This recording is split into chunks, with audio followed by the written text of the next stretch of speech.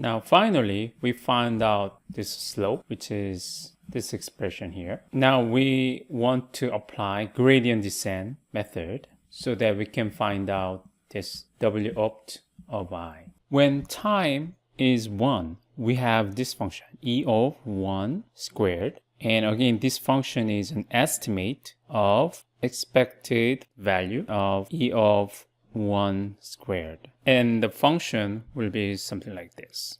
Now, you may start here. You find the slope, which is negative. So you move your optimal candidate to the right, and you may have this point as a new candidate. Let's move time forward. Now we have another error function, which is E of 2 squared.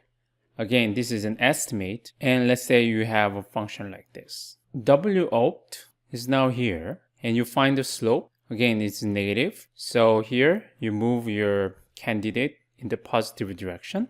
And now let's say you have this point as a new candidate. And next, we move our time forward, and this is a new error squared function. And now your point is here. The slope is positive, so you move your candidate in this negative direction, and this might be your new candidate. Your E of I squared is not fixed, and it changes over time. This kind of gradient descent method is called stochastic gradient descent method. However, mathematical algorithm is the same. We are just applying the same algorithm to a stochastic problem, and this method is called differently as stochastic gradient descent. Now let us derive the LMS algorithm. Because we have T of I and T of I here. Also we have a number 2 here. We can rewrite the expression as minus 2 T of I, Y of I, minus T of I transpose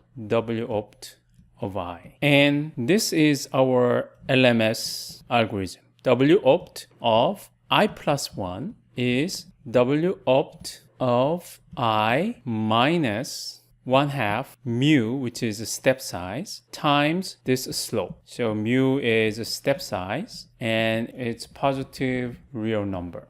And the reason we have this 1/2 here is to cancel or remove this 2. So now this is equal to W opt of I minus 1/2 mu, and the slope is minus 2 T of I, Y of I, minus T of I transpose W opt of I. This becomes W opt of I. Because of this minus sign, we have a plus sign here, and 2 cancel out, so we have just mu, which is a step size, and T of I, Y of I, minus T I transpose W opt of I. And if you remember, this expression here is Y of I hat, and Y of I minus Y of I hat is E of I. So instead of having this expression, we can have E of I here. And this is